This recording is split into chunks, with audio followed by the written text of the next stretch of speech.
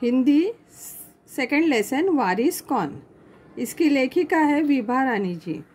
तो एक था राजा और राजा को 4 बेटियां थी। राजा ने सोचा इन चारों में से जो बुद्धिमान होगी उसको मैं मेरा राज्य दे दूंगा, मगर अभी उसको क्या करना पड़ेगा, उनका टेस्ट लेना पड़ेगा, है कि नहीं। तो उसने क्या किया, चारों बेटियों को अपने पास बुलाया और सभी को गेहूँ मतलब वीट, हम लोग चपाती बनाते ना, वो गेहूँ के 100 दाने दिए और कहा कि ये दाने आप आपके पास रखो और 5 साल बाद जब भी मैं मांगूंगा मुझे देना पड़ेगा। अभी गेहूँ के दाने लेकर चारों बेटियां अपनी बहनें अपने अपने कमरे में लौट गई। अभी क्या किया वो चारों ने, वो देखते। बड़ी बहन ने क्या किया, ये 100 दाने कौन संभाल के रखेगा। उसने क्या किया, खिड़की से बाहर फेंक दिए। उसने क्या सोचा, 5 साल बाद पिताजी को याद रहेगा भी या नहीं, है ना। तो उन्होंने क्या किया, वो फेंक दिए। और जागर पर पिताजी ने मांगे भी तो हमारे किचन में इतना सारा गेहूँ, उसमें से 100 दाने निकल के दे सकते। अभी दूसरी बहन ने क्या किया, पिताजी ने बोला तो संभाल के रखना पड़ेगा। तो उन्होंने एक चांदी की डिब्बी ली। चांदी मतलब सिल्वर, गोल्ड सिल्वर मालूम है ना, वो सिल्वर का एक डिब्बा लिया। उसमें एक वेलवेट का अच्छा से मखमल वाला सॉफ्ट एक थैली ली। उसमें संभाल कर उसने 100 दाने रखे और चांदी के इसमें डाल के एक संदूक में रख दिया, संभाल के एकदम। हम लोग कबर्ड में कैसे रखते हैं, तिजोरी में रखते हैं, वैसे कि 5 साल के बाद पिताजी मांगेंगे तो उनको दे देंगे। अभी तीसरी बहन सोचने लगी क्या करूँ। तब तक चौथी बहन तो सबसे छोटी है, थोड़ी शरारती भी थी।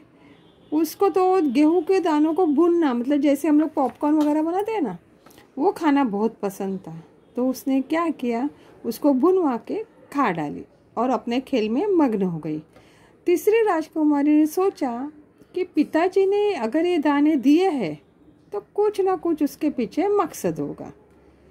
पहले तो उन्होंने सोचा, 1-2 दिन वो सोचती रही, फिर उसको कुछ सूझा। उसने क्या किया, उसके खिड़की के पीछे वाली एक ज़मीन थी, वहाँ पे वो दाने बो दिए। फिर उसको स्प्राउट आया, उसके बाद पौधे तैयार हुए और उसमें से दाने निकले। राजकुमारी ने तैयार फसल से जो दाने निकले उसको वापस बो दिया और मतलब वापस रीप्लांट करते हैं ना, वैसे वापस प्लांटिंग किया। ऐसे 5 साल तक वो हमेशा करती रही।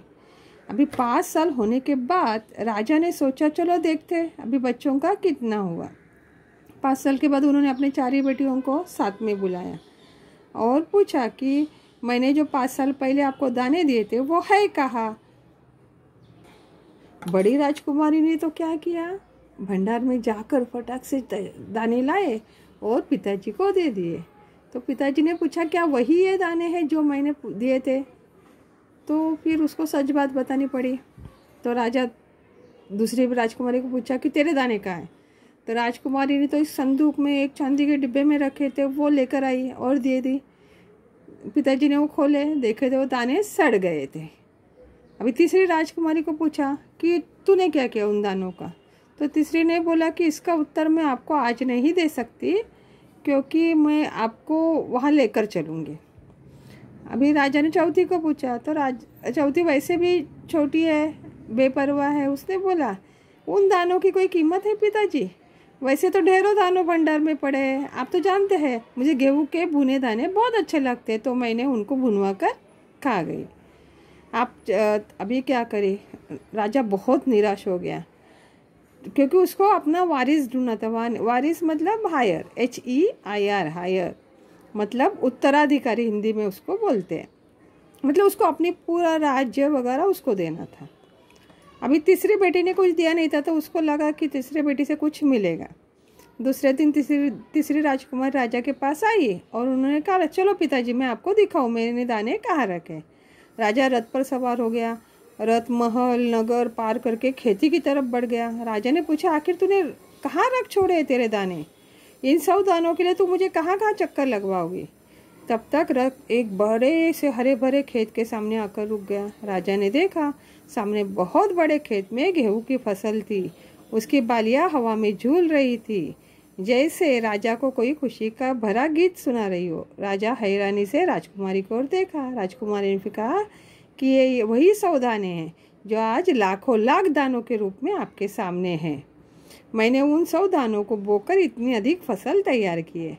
राजा ने अपनी तीसरी बेटी को गले लगाया और निश्चित कर लिया कि मेरा सच्चा उत्तराधिकारी यह तीसरी बेटी ही है।